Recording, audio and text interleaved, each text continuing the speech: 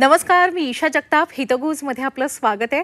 या विशेष कार्यक्रमातून आपण तज्ज्ञ डॉक्टरांकडून जाणून घेतो विविध आजारांविषयी सखोल माहिती आणि त्यांवरील उपचारांविषयी देखील त्यांच्याकडून आपण मार्गदर्शन मिळवतो.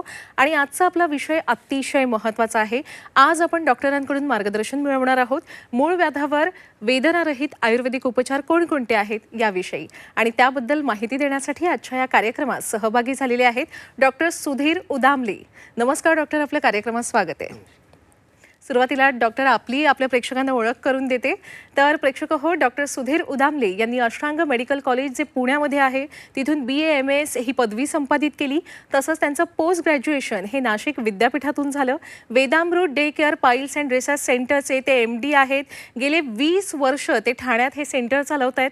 त्यांनी आजवर 18,000हून अधिक रुग्णांवर मिश्र पद्धतीनं पाईल्स, फिशर आणि फिस्टुला यांसारख्या आजारांवर अगदी यशस्वीरित्या उपचार पार पाडलेले आहेत. 2012 मध्ये international journal of colorectal surgery या नियतकालिकात लायगेशन टेक्निक या विषयात 200हून अधिक रुग्णांचे शोध निबंध त्यांनी सादर केले. आणि महाराष्ट्रातलं सगळ्यात पहिलं मूळ व्याधावरचं स्टुडिओ हॉस्पिटल त्यांचं आहे. डॉक्टर, खरं तर मूळ व्याधाला म्हटलं जातं अवघड जागेचं दुखणं, जे खरं तर सोसवत नाही आणि कोणाला सहसा सांगताही येत नाही. मुळात हे अवघड जागेचं दुखणं अर्थात मूळव्याध कोणाला होण्याची शक्यता अधिक असते आणि त्याची लक्षणं काय असतात? हे बघ, मूळव्याध आहे ना, म्हणजे आत्ता पूर्वीचे प्रमाण होतं ते 10 मध्ये 6 असं प्रमाण होतं. आता 10 मध्ये 8 असं प्रमाण झालंय. आणि त्याचं मुख्य कारण लाईफस्टाईल आहे. ते बालांपासून वृद्धांपर्यंत सगळ्यांना मूळव्याध होऊ शकतो, कारण की आहारच सगळ्यांचा बिघडलाय. बरोबर आहे. झोप बिघडली, खाणं बिघडलंय, राहणं बिघडलंय, म्हणजे आहार विहार निद्रा सगळं बिघडल्यामुळे मूळव्याध हा खूप कॉमन डिसीज झालाय. सो ज्यांचं काम खूप बसून आहे, ज्यांना उष्णतेजवळ काम करावं लागतं, ज्यांचं खूप उभं राहून काम आहे, ज्यांना वजन उचलावं लागतं, ज्यांचे सेडेंटरी लाईफस्टाईल आहे, त्या सगळ्यांना मूळव्याध होऊ शकतं. अच्छा. पण होतं काय माहितीये का, की त्या 3 इंचाच्या जागेत काही जरी झालं, दुखलं, खुपलं, रक्त आलं, सूज आली, कॉन्स्टिपेशन झालं, तरी मला मूळव्याध झाला असा समज होतो. अच्छा. म्हणून ह्याचं सगळ्यात महत्वाचं आहे ना, मुख्य गोष्ट म्हणजे ह्याचं निदान होणं.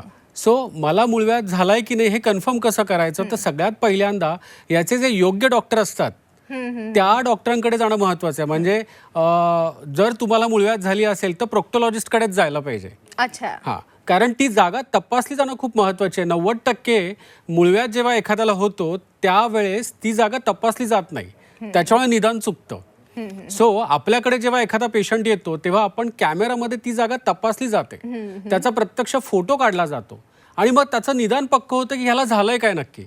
कारण त्या एवढ्याशा जागेमध्ये पाईल्स असू शकतं, फिशर असू शकतं, फिस्टुला असू शकतं, प्रुरायटस ॲनो असू शकतं, गुदभ्रंश असू शकतं, त्याचप्रमाणे IBS सारखे पोटाचे विकार असू शकतात. सो नक्की झालंय काय ह्याचं निदान तुम्हाला योग्य डॉक्टरांकडे गेल्यावरच होणार आहे. बऱ्याच वेळा तिथे काही झालं की लोक कुठेतरी ॲडव्हर्टाईज बघून किंवा स्वतःच घरगुती उपाय करून औषधं घेतात. म्हणजे असतो फिशर आणि मूळव्याधीवरचं औषध, असतो फिस्टुला आणि फिशरवरचं औषध, असा काहीतरी प्रकार होतो. म्हणून पहिल्यांदा योग्य डॉक्टर निवडा, त्याचं निदान पक्क करा आणि मगच उपचार ठरवा. अगदी. पण हे निदान कसं केलं जातं, म्हणजे मूळव्याधच आहे त्या जागी, हे कसं कळतं डॉक्टर? सो मी आता थोड्या वेळापूर्वी म्हणालो तसं की ह्याचं प्रॉपरली प्रोक्टोलॉजिकल एक्झामिनेशन केलं जातं. एक प्रोक्टोस्कोपद्वारे त्या जागेला मशीनद्वारे, कॅमेराद्वारे प्रत्यक्ष तपासलं जातं आणि त्याचे फोटो काढले जातात. म्हणजे त्या 6 इंचाच्या जागेमध्ये नक्की फिशर आहे, फिस्टुला आहे, हे सगळं निदान प्रत्यक्ष बघितल्याशिवाय होत नाही. केवळ नाडी बघून किंवा केवळ जजमेंट घेऊन बऱ्याच वेळा निदान चुकू शकतं. अच्छा. म्हणून प्रत्यक्ष निदान हे खूप महत्वाचं आहे. अच्छा. आणि मग निदान झाल्यानंतर थेट ऑपरेशन करण्याचा सल्ला दिला जातो का? राईट. आता बऱ्याच वेळा डॉक्टरकडे जाणं लोक टाळतात, कारण त्यांना असं वाटतं की डॉक्टरकडे गेलं की ऑपरेशन करावं लागेल. परंतु बऱ्याच वेळा 60 ते 70% पेशंट्सला ऑपरेशनची गरजच नसते. ते साध्याच्या उपचाराने किंवा लाईफस्टाईलमध्ये सुधार केल्याने ते बरे होऊ शकतात. जसं मूळव्याधीमध्ये ग्रेड 1, ग्रेड 2, ग्रेड 2 पर्यंत औषधाने आजार तो बरा होतो. फिशर नवीनच झालं असेल, फिशर म्हणजे जखम होणे, नवीनच झालं असेल तर औषधाने बरं होतं. फिस्टुला मात्र औषधाने कधीच बरा होत नाही, त्याच्यामुळे त्याच्यावर उपचार करत बसू नये. त्याला जेवढा लवकर संपवता येईल कुठल्या तरी प्रोसिजर्सद्वारे तर तेवढ्या लवकर करावं. प्रुरायटस ॲनो म्हणजे त्वचेचा विकार आहे, खाज येणं, ह्या सगळ्या गोष्टी ह्या औषधाने बऱ्या होऊ शकतात. गुदभ्रंश औषधाने बरा होत नाही, म्हणजे गुदद्वार बाहेर येणं, मांसल भाग बाहेर येणं. पॉलिप हे औषधाने बरं होत नाही. त्याच पद्धतीने IBS नावाचा पोटाचा विकार असतो, ज्याच्यामध्ये कॉन्स्टिपेशन होणं, चिकट आव पडणं, पोटात दुखणं, हे सगळे आजार औषधाने बरे होतात. सो नक्की तुम्हाला काय आहे हे डॉक्टरांकडून जेव्हा निदान पक्कं होतं, तेव्हा एखादा आजार औषधाने बरा करायचा की त्याला ऑपरेट करायचं किंवा छोटीशी प्रोसिजर्स करायचे. आणि खरं सांगू का, आजकाल ऑपरेशन असा नावाचा प्रकार राहिला नाही. कुठेही पाठीच्या मणक्यात इंजेक्शन द्यावं लागत नाही, कापाकापी करावी लागत नाही. अगदी पेनलेस पद्धतीने छोट्याशा ॲम्ब्युलेटरी प्रोसिजर्स आता आलेल्या आहेत. त्याच्यामुळे त्याद्वारे आपल्याला आजार बरा करता येतो, पण योग्य निदान आणि योग्य डॉक्टर हे अतिशय महत्त्वाचं. अगदीच अगदीच. आपल्याकडून उपचार घेऊन जे बरे झालेले आहेत रुग्ण, त्यांच्या काही प्रतिक्रिया आपल्यापर्यंत पोहोचलेल्या आहेत. आपण पाहूया, आपल्या प्रेक्षकांनाही दाखवूया.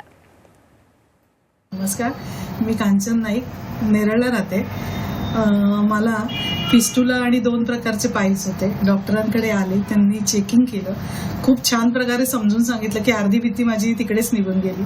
त्याच्यानंतर ऑपरेशनची डेट दिली, ऑपरेशन झालं. इतकं व्यवस्थित झालं की कळलं सुद्धा नाही. आणि इकडचे जे स्टाफ आहे त्यांनी पण इतकं खूप छान म्हणजे ट्रीटमेंट दिली नाही की वाटलं नाही की आपण घराच्या बाहेर आहोत, घरात असल्यासारखंच वाटलं. त्याच्यानंतरचा जो फॉलोअप आहे तोही खूप छान प्रकारे समजून सांगितला. ॲक्च्युली आम्ही राहतो नेरळला, पण नेरळवरनं इकडे येऊन ट्रीटमेंट करायची हा थोडंसं टेन्शन होतं. पण माझी पुतणी होती, तिचं ऑलरेडी इथे झालं होतं. तिने सांगितलं की काकी खूप छान आहे, म्हणजे आपल्याला जाणवत पण नाही की आपलं ऑपरेशन झालंय किंवा आपल्याला काही त्रास होता आहे. सगळं तिचं ऐकलं आणि इथे येऊन केलं डॉक्टरांचं इथे ऑपरेशन. खूप छान, म्हणजे मी आता सॅटिस्फाईड आहे. ॲक्च्युली माझा क्लेरिकलचा जॉब आहे शाळेत, तो सुद्धा मी आता गेल्या सोमवारपासून व्यवस्थित करू शकते आता. आणि आता तसं बघितलं तर महिना होईल आता, पण त्रास वगैरे पण काही नाही. जो थोडाफार आहे तो डॉक्टरांशी बोलूनच पूर्णपणे निघून जातो. जी त्यांनी मेडिसिन दिली आहेत ती रेग्युलर घेते, त्याच्यामुळे खूपच त्रास कमी झालेला आहे.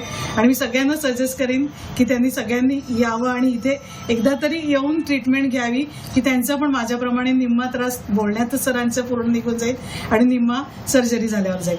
त्यामुळे सगळ्यांना मी नेहमी एकच सांगेन की खरंच या आणि तुम्ही स्वतःचा अनुभव घ्या. धन्यवाद. नमस्कार, मी प्रणिती समीर भाताडे. मला पाईल्स आणि फिशरचा त्रास होता. मला माझ्या बहिणीने वेदांबूचा रेफरन्स दिला आणि मी इकडे आले. मला खूप फरक पडला. माझं ऑपरेशन झालं आणि मला भरपूर फरक आहे. मला सोरायसिसचा पण त्रास होता, त्यामध्ये पण मला खूप फरक आहे. खूप माझं सोरायसिस पण बरं झालेलं आहे आणि आता मी खूप बरी आहे. आणि डॉक्टरांनी पण खूप सपोर्ट केला, रुपेश डॉक्टरांनी पण खूप सपोर्ट केला आणि इकडचा स्टाफही खूप चांगला आहे. आणि तुम्हालाही इकडे काही तक्रार असेल तर तुम्ही येऊ शकता. खूप चांगलं मला ट्रीट केलं, खूप चांगलं, म्हणजे खूप मी आता बरी आहे, खूप ओके आहे. आता मला काही त्रास नाही आहे. पाईल्सचा, फिशरचा काही त्रास नाही आहे. वेदना रहित जगता येते त्यांना, याचा आनंद खरं तर दोन्ही रुग्णांच्या चेहऱ्यावर दिसत होता. आणि आता ते रुग्ण राहिलेले नाहीयेत मुळात. पण डॉक्टर कसं असतं ना, असं म्हणतात किंवा अनुभवावरूनच लोक असं सांगतात की मूळव्याधावर कितीही आपण उपचार केले ना तरी तो पुन्हाच येतो आजार, कायमस्वरूपी उपचार नसो यावर. येस, कसं आहे की मूळव्याध हा लाईफस्टाईल रिलेटेड डिसऑर्डर आहे. मूळव्याध होणं हे मुळात लिव्हरचं फंक्शन, गट मोटिलिटी म्हणजे आतड्यांची हालचाल, तुमचे मल्टीविटॅमिन्स, तुमच्या शरीरामध्ये विटॅमिन्सचं बॅलन्स, तुमची भूक, तुमची निद्रा, ह्या सगळ्या गोष्टींशी रिलेट करतं. सो मूळव्याधीला जर तुम्हाला बरं करायचं असेल आणि कायमस्वरूपी बरं करायचं असेल तर सगळ्यात पहिल्यांदा त्याची जी मुळं असतात, प्रत्येकाच्या शरीरामध्ये 6 ते 7 मुळं असतात. ती मुळं सगळीच्या सगळी बंद करणे. जोपर्यंत त्याची रसद बंद होत नाही तोपर्यंत ते पुन्हा पुन्हा होत राहतं. अच्छा. सो सगळ्यात महत्त्वाचं त्याची रसद बंद करणे, म्हणजे ते पाईल श्रिंक होतात. आणि दुसरी गोष्ट लाईफस्टाईल सुधारणा. तर लाईफस्टाईलमध्ये सुधारणा करण्यासाठीच आम्ही 3 महिने आयुर्वेदिक औषधं देतो की ज्याच्यामध्ये लिव्हरचं फंक्शन इम्प्रूव्ह केलं जातं, गट मोटिलिटी इम्प्रूव्ह केली जाते, लाईफस्टाईल सुधारलं जातं, त्याला म्हणजे कसं खावं, कसं राहावं याच्याबद्दलचं मार्गदर्शन केलं जातं आणि म्हणून मूळव्याध पुन्हा उद्भवत नाही. सो मुळावर घात केल्याशिवाय मूळव्याध मुळापासून जात नाही. म्हणून बऱ्याच वेळा साधं ऑपरेशन केलं, साध्या पद्धतीचं कटिंगवालं ऑपरेशन केलं तर ते पुन्हा उद्भवतं. जसं एखाद्या झाडाची फांदी तोडली तर पुन्हा एका वर्षानंतर उद्भवणार आहे, पण त्याच्या झाडाच्या मुळांना पाणीच मिळू दिलं नाही तर ते सुकून मरणार आहे, जाणार आहे. आणि मूळ जे त्याची कारणं असतात ती एकदा बरी केली की हा पुन्हा उद्भवत नाही. अच्छा, आणि आजचा आपला विषयच आहे की मूळव्याधावर वेदनारहित आयुर्वेदिक उपचार. तर सांगा डॉक्टर की मूळव्याधावर आयुर्वेदात नेमके कोणकोणते उपचार केले जातात? हे बघ, आयुर्वेद शास्त्र आहे ना, हे 5000 वर्ष जुनं शास्त्र आहे आणि हा आजार पण तेवढाच जुना आहे. म्हणजे असं नाही की हा आत्ताच्याच लोकांना होतोय. तर त्या काळामध्ये आपल्या ज्या ऋषीमुनींनी काही त्याच्या पद्धती शोधून काढलेल्या आहेत. जसं प्रतिसारणीय क्षार आहे, ज्याला आम्ही क्षारपतन टेक्निक म्हणतो. कसं आहे की एकदा का मुळं बंद केली त्याची, बांधणे हा जो प्रकार आहे ना, हा आयुर्वेदातून ओरिजिनेट झालेला आहे. त्याचं मुख्य ओरिजिन आयुर्वेदात आहे. आता ह्या बांधण्याच्या वेगवेगळ्या पद्धती असतात. मूळव्याधीची मुळं बांधणं ही जवळपास 7 ते 8 पद्धतीने ते केलं जातं. अच्छा. ते पाईल्सच्या स्वरूपानुसार असतं. म्हणजे प्रत्येकाचा पाईल्स सेम असतो अशातला भाग नाही. म्हणजे प्रत्येकाच्या मूळव्याधीचं जे स्वरूप आहे त्या पद्धतीने कुठली पद्धत वापरायची हे ठरलं जातं. त्याचप्रमाणे त्याला कुठला प्रतिसारणीय क्षार लावायचा हेही ठरतं. म्हणजे त्याच्यामध्ये आता जसं आम्ही पलाश क्षार आहे, यवक्षार आहे, अपमार्ग क्षार आहे, अशा विविध प्रकारचे क्षार आहेत. त्या व्यक्तीनुसार ते क्षार लावले जातात. ते क्षार लावल्यामुळे ते त्याच ठिकाणी हिमोकोॲग्युलेट होतात आणि ती जागा फ्लॅट होते. म्हणजे ऑन टेबल हे पेशंट अगदी पाईल्स मुक्त होतात. म्हणजे बघ, मुळंही बंद केली आणि वाढलेला भाग सुद्धा या प्रतिसारणीय क्षाराने आपण गळून पाडलेला आहे. सो त्याच्यामुळे आयुर्वेदामध्ये हे प्रतिसारणीय क्षार हे एक प्रकारचं मॅजिकल मेडिसिन आहे. आता हा झाला एक प्रकार. त्याच पद्धतीने बांधण्यासाठी सुद्धा विविध प्रकारचे धागे वापरले जातात. ते बांधल्यानंतर 7 दिवसात पाईल्स काळा पडून गळून जातो आणि कुठलीही जखम होत नाही, वेदना होत नाही आणि पेशंटचं हे जे काही केलं जातं हे कायमस्वरूपी असतं. बरं, पेशंटला कळतही नाही पाईल्स कधी गळून पडला ते. आणि आयुष्यात पुन्हा हा कधी पाईल्साला उद्भवत नाही, कारण त्याची मुळं बंद केलेली आहेत, त्याचं पालित्य केलेलं आहे आणि शिवाय लाईफ डिसऑर्डर्स त्याच्या कव्हर केलेल्या आहेत, त्याचं लिव्हरचं फंक्शन इम्प्रूव्ह केलेलं आहे, त्याला डाएट प्लॅन दिलेला आहे. तर ते पाईल्स होणार कुठून? सो ह्या नवीन आयुर्वेदिक टेक्निकने मूळव्याधी कायमस्वरूपी आपल्याला बरी करता येते. अच्छा, क्षारसूत्र आणि सूत्रबंधन या 2 पद्धतींविषयी आपण माहिती दिली, बरोबर? येस डॉक्टर, या 2 पद्धतींमध्ये आता सविस्तरपणे आपण सांगितलेलंच आहे, पण तरी सुद्धा काय फरक असतो हे सुद्धा सांगा. आणि कोणत्या नेमक्या दुखण्यावर या 2 उपयुक्त पडतात? बघ, कसं आहे, क्षारसूत्र म्हटलं तर लोकांचा असा कधी कधी अनुभव असतो की आम्हाला पेन होईल का, कारण क्षारसूत्रात पेन होतं असं कुठेतरी त्यांनी अनुभव घेतलेला असतो. परंतु आता आयुर्वेदानं खूप अपडेट होत चाललेलं आहे. खूप सारे नवीन रिसर्च झालेले आहेत. असे काही नवीन क्षारसूत्र डेव्हलप केलेले आहेत. जसं मी मगाशी म्हणालो की कदली क्षाराचा, गुग्गुळाचा, अशा वेगळ्या पद्धतीचे क्षारसूत्र निर्माण केले गेले आहेत की जे पेन करत नाहीत. आता बघ, कसं आहे, सूत्रबंधन हे मूळव्याधीसाठी वापरतात आणि क्षारसूत्र हे फिस्टुलासाठी वापरतात. बऱ्याच वेळा जे काही चान्सी डॉक्टर्स असतात किंवा अनएज्युकेटेड डॉक्टर्स असतात ते क्षारसूत्र मूळव्याधीमध्ये सुद्धा वापरतात. तर त्याच्यामुळे ते कॉम्प्लिकेशन्स होतात. ॲक्च्युली मूळव्याधीमध्ये सूत्रबंधन वापरावं. जसं मी मगाशी म्हणालो की त्याची मुळं बांधली जातात आणि ते अशा पद्धतीने बांधले जातात की 7 दिवसात ते गळून पडतं.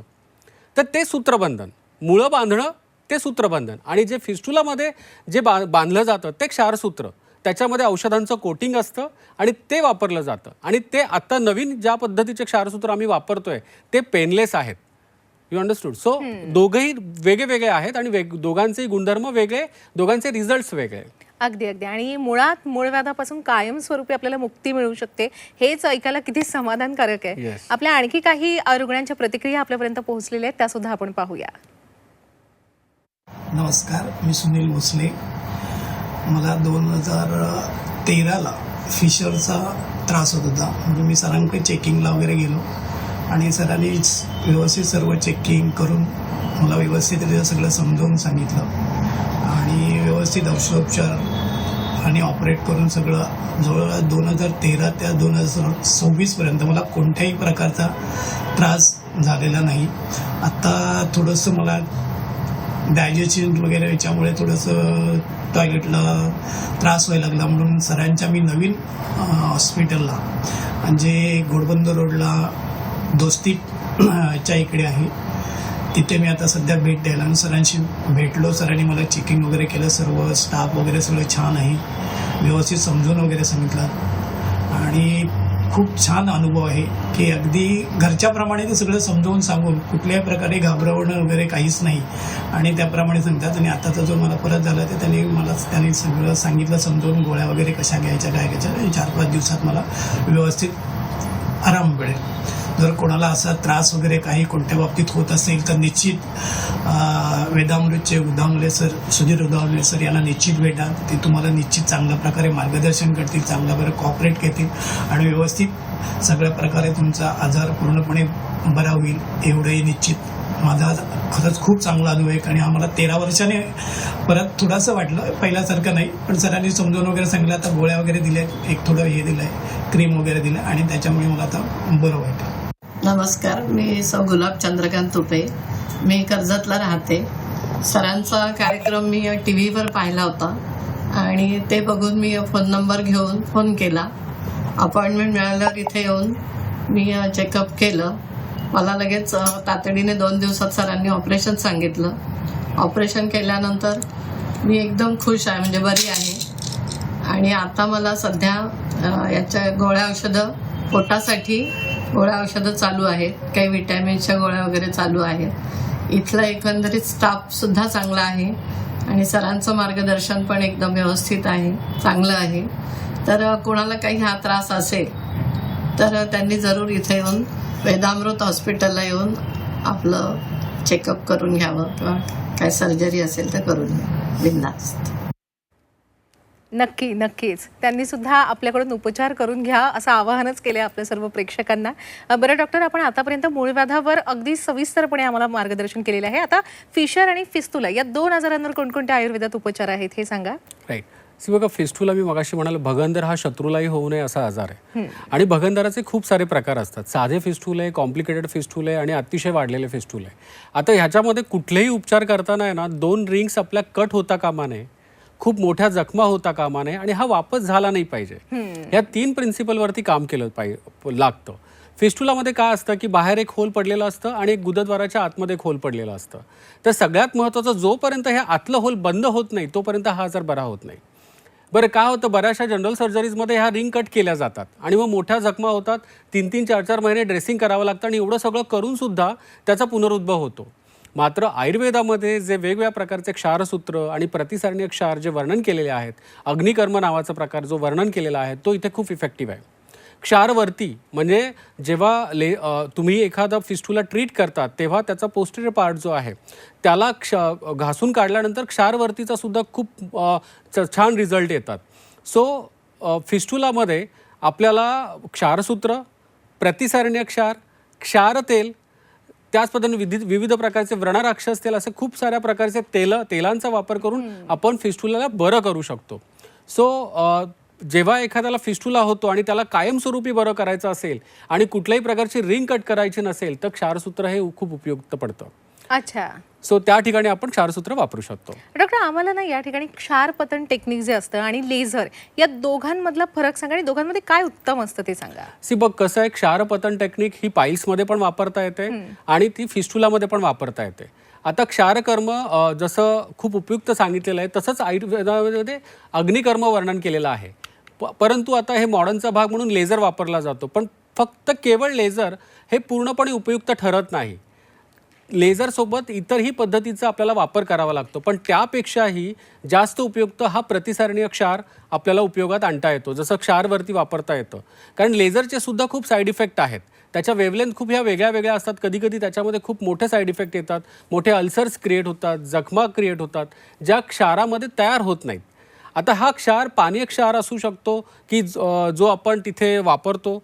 त्याच पद्धतीने पाईल्समध्ये सुद्धा प्रतिलेपनासाठी क्षार वापरला जातो. मी मगाशी म्हटल्याप्रमाणे तो क्षार लावल्यानंतर तो पाईल्सचा मास जो आहे तो जांबू फलवत म्हणजे अगदी काळा पडतो आणि 7 दिवसात तो पाईल्स पडून जातो. ह्याला क्षारपतन टेक्निक असं म्हणतात. आणि ही टेक्निक पूर्णपणे पेनलेस आहे आणि कायमस्वरूपी आहे. आणि क्षारसूत्र हे फिस्टुलामध्ये वापरलं जातं की ज्याच्यामुळे रिंग कट करावी लागत नाही. आणि कुठेही त्याचं आता नवीन आलेले क्षारसूत्र हे पेनलेस आहेत. त्याच पद्धतीने ह्या क्षारसूत्रामुळे कुठेही रिंग कट न झाल्यामुळे पेशंटचा कंट्रोल जात नाही आणि हे कायमस्वरूपी बरं होतं. सो हे अगदीच. आणि आता आलेलो आहोत आपण या चर्चेच्या समारोपाकडे. जाता जाता आपल्या सर्व प्रेक्षकांना काय सल्ला द्याल डॉक्टर?